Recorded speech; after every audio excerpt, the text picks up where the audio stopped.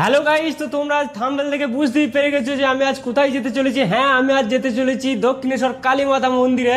তো চলো দেখা হচ্ছে গাড়িতে। আর আমি সেজে রেডি হয়ে গেছি। তো আমার আজ কেমন লাগছে অবশ্যই কমেন্টে জানিও।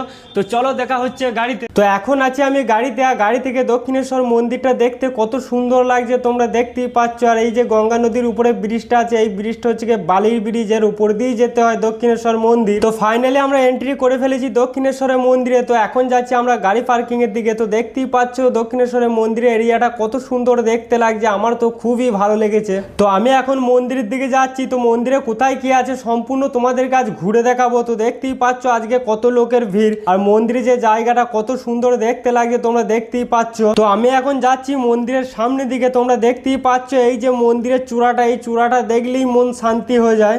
অন্য দিনের তুলনায় আজ একটু ভিড় বেশি আছে, কারণ আজ হচ্ছে গিয়ে শনিবার, আর শনিবার দিন এমনিতেই লোক বেশি হয়। এই যে দেখছো সামনে লেখা আছে প্রবেশদ্বার, এইদিকেই হচ্ছে গিয়ে যারা পুজো দেবে এইদিকে গিয়েই হচ্ছে গিয়ে লাইন দিতে হবে। এই যে ছোট ছোট যে কাউন্টারের মতো দেখছো, এখানে হচ্ছে গিয়ে ফোন জমা দিতে হবে, কারণ হচ্ছে গিয়ে ভিতরে ফোন নিয়ে যাওয়ার এলাও নেই। এইটা দেখে আমার খুবই ভালো লেগেছে, কারণ হচ্ছে গিয়ে ভিতরে গিয়ে কেউ ফটো বা ভিডিও বা কেউ নোংরামি রিলস করতে পারবে না।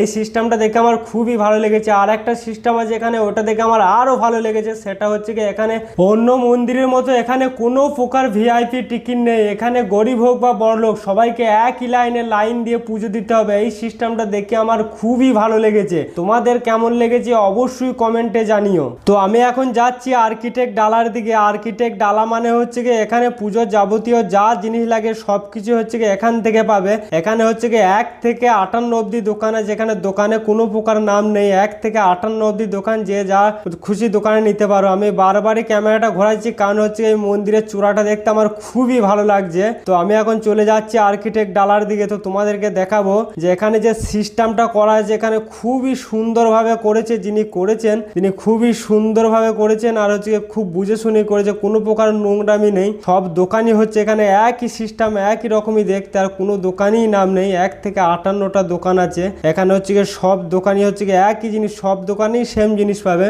এখানে পরিষ্কার পরিচ্ছন্ন সবকিছুই বজায় রেখেছে, এটা আমার দেখতে খুবই ভালো লেগেছে। তো চলো তোমাদেরকে দেখাচ্ছি দ্বিতীয় সাইডটা। এইদিকে ঢোকলাম, এইদিকে মাঝে রাস্তা আছে। তো সব দোকানগুলো দেখতেই পাচ্ছ কত সুন্দরভাবে সাজানো আছে, পরিষ্কার পরিচ্ছন্ন সব দোকানগুলোতেই বজায় রাখে। আর এখানে হচ্ছে সব দোকান সেম একই দেখতে। যদি সব দোকান থেকে লোক বেরিয়ে যায়, মানে দোকানদাররা বেরিয়ে যায়, তোমরা বুঝতেই পারবে না কোনটা কার দোকান। সব দোকান একই রকমই দেখতে। এখানে দোকানে কোনো নাম নেই, সবটাই হচ্ছে নাম্বারিং দিয়ে। একে ঢুকেছিলাম 58 শেষ। তো 1 থেকে 58 মধ্যে তুমি যে কোনো দোকানের মধ্যে নিতে পারো। আর আমি সব সময়তে এই মন্দিরের যে সামনে চূড়াটা দেখতে আমার খুবই ভালো লাগছে। তো তোমাদের দেখতে কেমন লাগছে অবশ্যই কমেন্টে জানিও। এই যে ট্যাকচারটা বানিয়েছে খুবই সুন্দর। তো আমি এখন চলে যাচ্ছি গঙ্গা ঘাটের দিকে। তোমাদেরকে মা গঙ্গা দর্শনটা একবার করিয়ে দিই। তোমরা দেখতে পাচ্ছ এই গঙ্গা ঘাট, এই গঙ্গা ঘাটে চান করেই তোমরা হচ্ছে গিয়ে পুজো দিতে পারবে।